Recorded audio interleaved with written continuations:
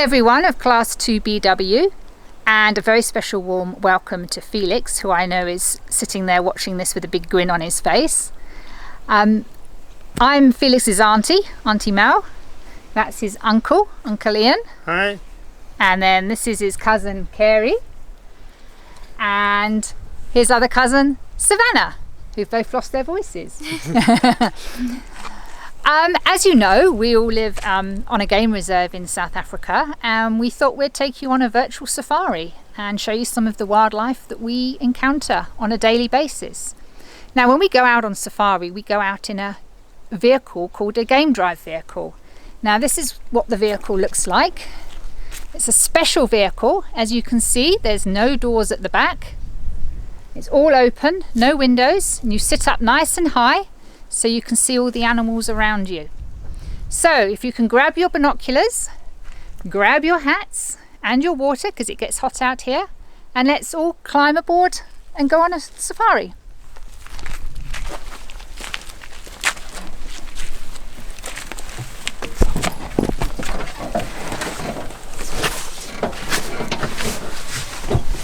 Okay, let's climb on.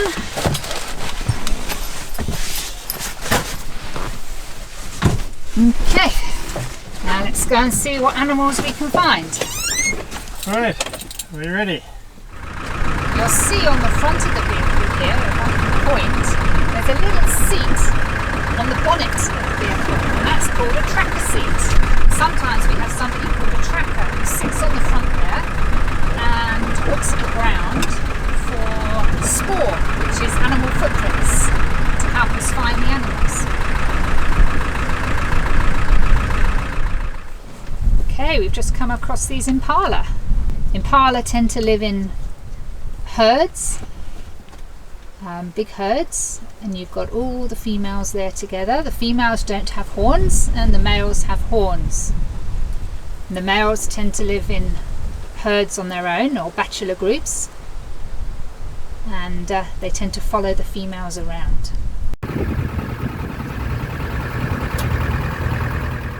Okay, we've got some giraffe here. So the giraffe is the world's tallest land animal. They can grow up to 6 meters tall, which is really, really tall. It is very tall, eh? Okay, how old are these ones? Are these adults? No, these are not adults, they're juveniles. Okay, about how old? About a year and a half or so. Alright, we've got some zebra and some adult giraffe now. So you can't really see it here, so you can only see the one zebra, but generally zebra have a very unique pattern, unique to each zebra. Okay. So it's like its fingerprint? Yeah, it's pretty much like a fingerprint. And so basically, as you can see here, they're grazing, so they're basically eating the grass. And quite interestingly with zebras, they only eat the top of the grass. They don't like to eat the lower part of the grass. Yeah, they live in family groups, in herds, and they're led by a male stallion. Okay. And basically, if they're all running from let's say a lion or something like that, they will the male will pretty much run at the back all the time to protect the herd. Okay, Savannah, what are you going to tell us about their feeding? So a giraffe's tongue is about 45 centimeters long. Yo, that's long. How long is your normal ruler? 30. 30 centimetres. So add 15 centimeters onto that, which is quite long for a tongue. They use the tongue to wrap around branches and strip the leaves off the branches. And their tongue is very, very rough, and it's covered in saliva to protect it, because they like to eat thorny bushes, I guess you could call them, but not always. And giraffe's tongue, what colour is it? It's purple. Purpley black, isn't it? It's a dark colour. Oh. Now this one is a female. As you can see, the top of the horns is covered in fur, tufts of hair, should I say. Whereas in the male, they're actually bald. You know, men go bald. Male giraffes go bald.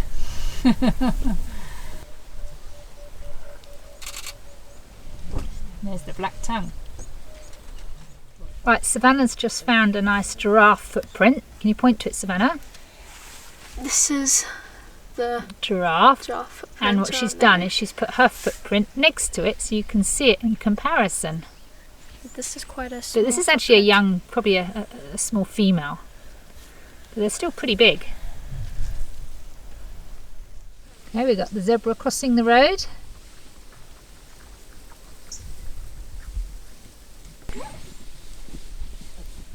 And the giraffe.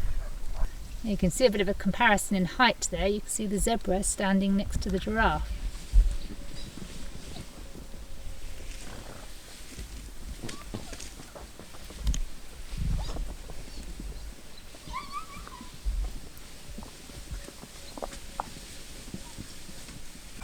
A group of giraffe walking like this is called a journey of giraffe. Okay, there you can see the male with the bald horns at the top.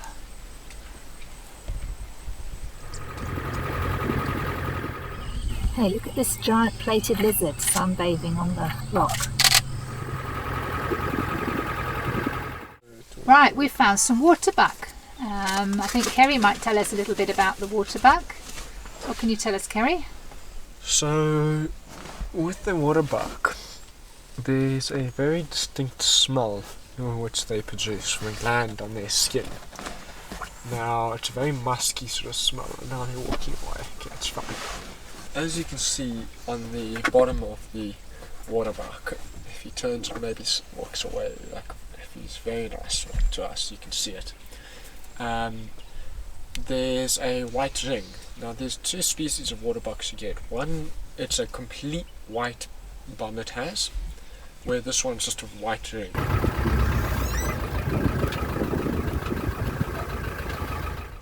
Okay, here we've just got some vultures sitting in the tree.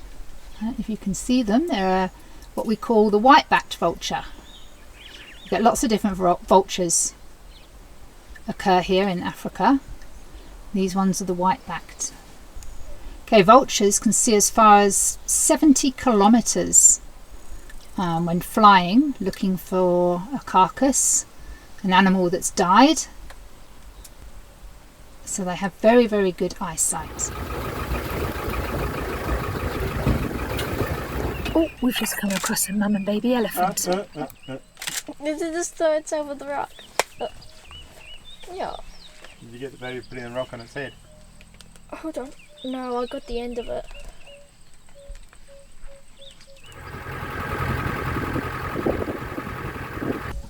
Now here we've got Pumbaa. I'm sure you guys all know who Pumbaa is. It's one of our warthogs. He's hiding in the grass.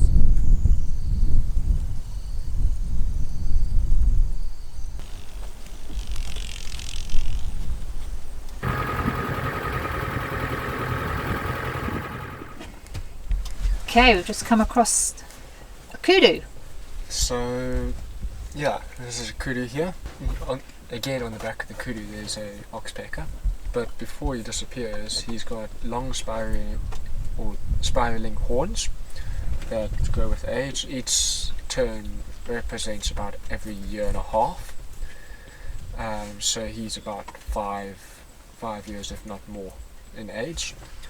And then they are, from stationary, pretty much the highest jumping antelope that we've got in Africa. They can jump from standing about 2 There's meters the female. high. Sorry, Kerry. That's the female before she disappears. Yeah. Without horns.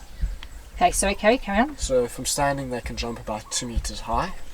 And if they're running, I think it's close to between 8 and 12 meters they can jump in distance when running. Okay, thanks, Kerry. And now they've just walked behind a bush.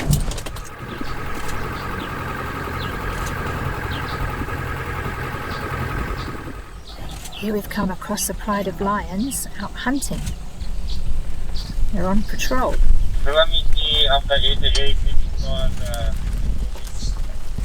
you can hear whilst we're on drive, we actually communicate with other game viewers with a radio. And look how close these lions are walking past our vehicle. But they're not worried about us and we're very safe. You can see this is a big male lion with his big black mane. A big smack in his head. Running by. I've got another Mododa and Gala heading towards the junction of Nyala and Hippo Road. Copy that.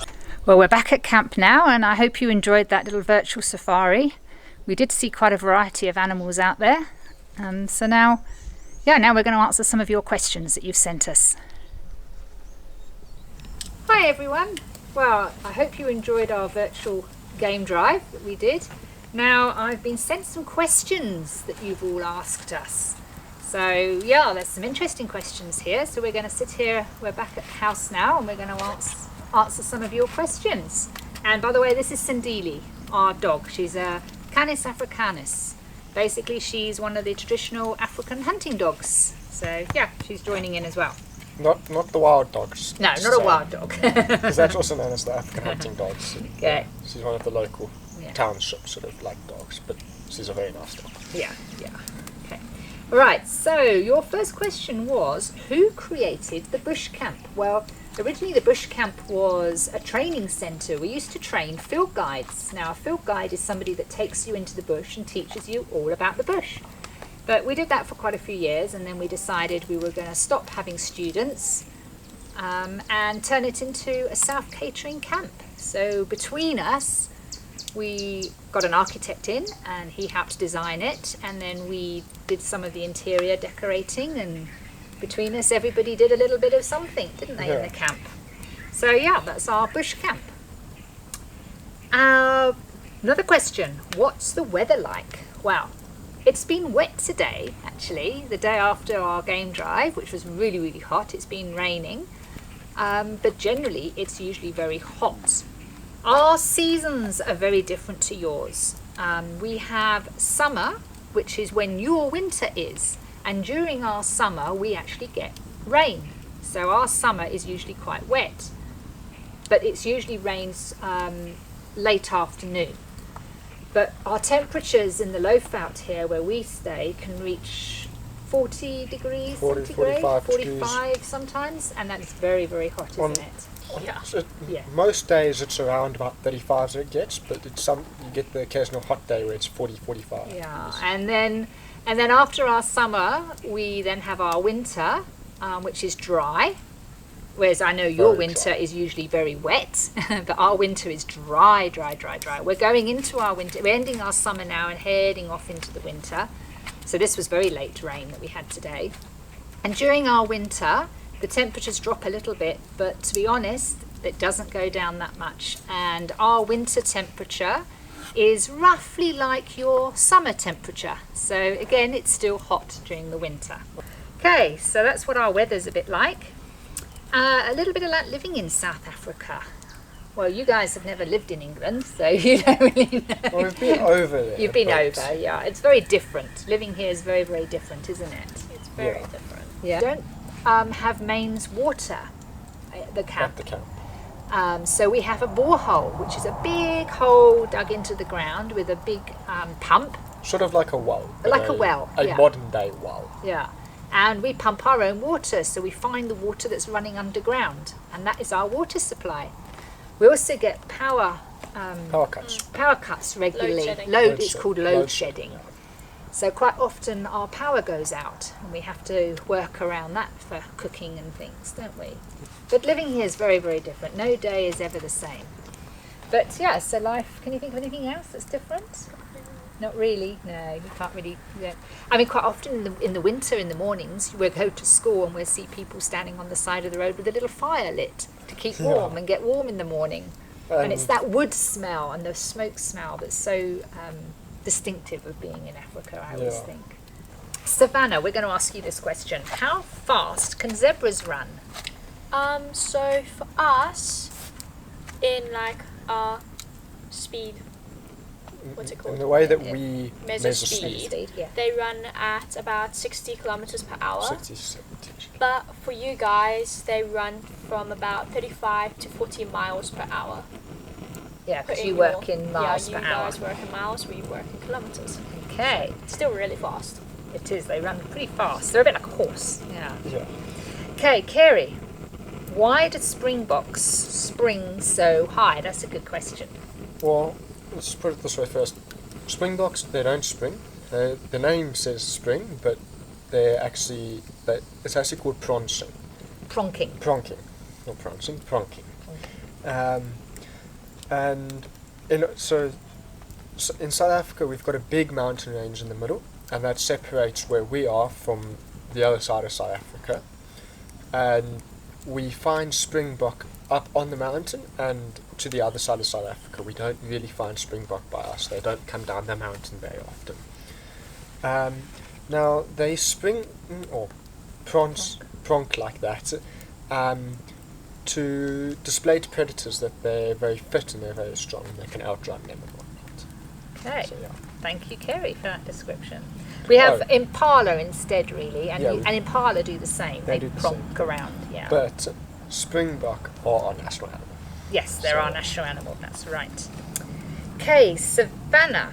Somebody has asked a very serious question here.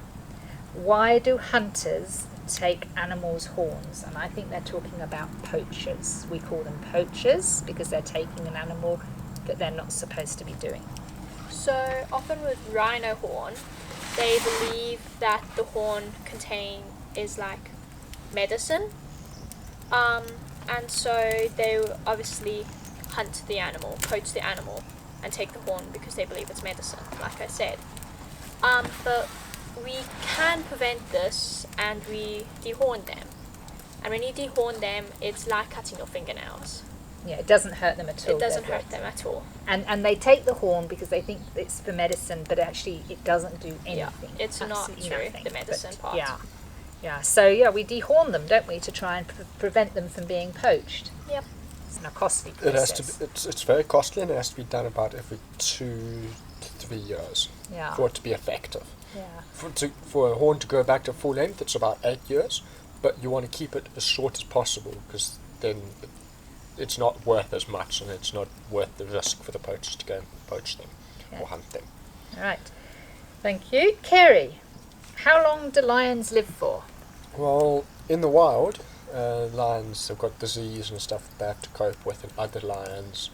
So they live for around 15 to 20 years.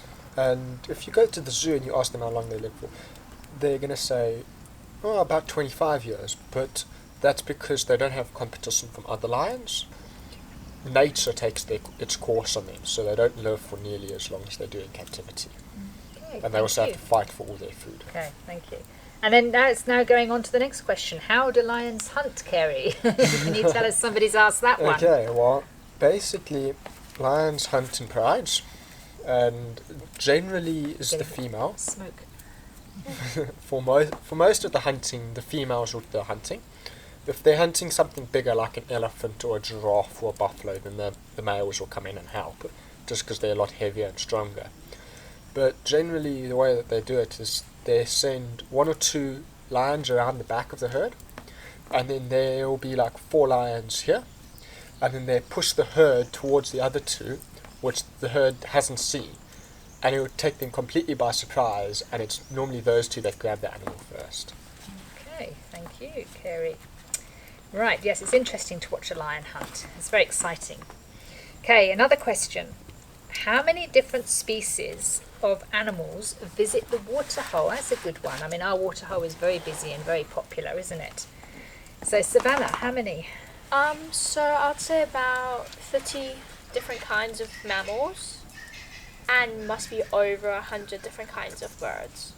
So that's also different sorts of birds. All different species. sorts of birds. Like you guys get your seagulls and Magpies. magpies. We would get our blue waxbills and our hornbills. Yeah, so lots They're of different different species. Kingfishers That's and correct. birds. All right. So yeah, we get a lot of different animals. All right, another one. Kerry, what animals visit the waterhole at night? Well, At night, you're not going to get really your impala and your kudu. They may come down, but they're not as likely to come down. Normally what we see at night is your bigger animals, like your leopard, or your predators, so your leopard, your lion, your buffalo, your elephant. We occasionally get civet, which is a small little cat-like animal. Genet, also a small cat-like animal. Hyena we get, porcupine, honey badgers, all sorts of And different... elephants. You They did say love... elephants. Oh, did you say I elephants? did say Sorry, elephants, I said elephants. Yeah, the elephants do love the waterhole, especially at night. And Yeah. you can get some amazing photos from that waterhole with elephants. Yeah, that's all your nocturnal animals. And nocturnal means, Savannah? Active at night. Yeah, animals that are active at night. Yeah. Okay. Do we feed the animals? That's another good question. No, we do not feed the animals because they will then become tame and a problem because they will be relaxed with humans. That's correct, Savannah. We Well do not done. need that. Okay, Savannah, last question. When do elephants sleep? Well, elephants don't sleep that much, but when they do sleep, they sleep standing up and they sleep in the middle of the day when it's hot. So then Yeah, they're Yeah. making the most of they're the making shade the of a most tree. the shade of Yeah. the tree. You'll Yeah. get the whole herd. And you'll get one or two that won't sleep, but the majority of the herd will find a nice big tree with not a lot of foliage around it. The fire's hot. It is warm. And then you'll have all the elephants stand in the shade, and you get them, and they'll all go to sleep. And then you'll get 2 or 3 that will just walk around slowly, still trying to stay in the shade and just watch out for predators. Okay, so no, that was very good questions you asked. So yeah, I hope we've answered them and it's nice and clear to you. And please, if there are any more questions that you've got, please send them to me. Ask your teacher to send them to us and we'll be more than happy to answer them for you. So thank you. Thank you Thank for being you. interested in our Yeah. life here.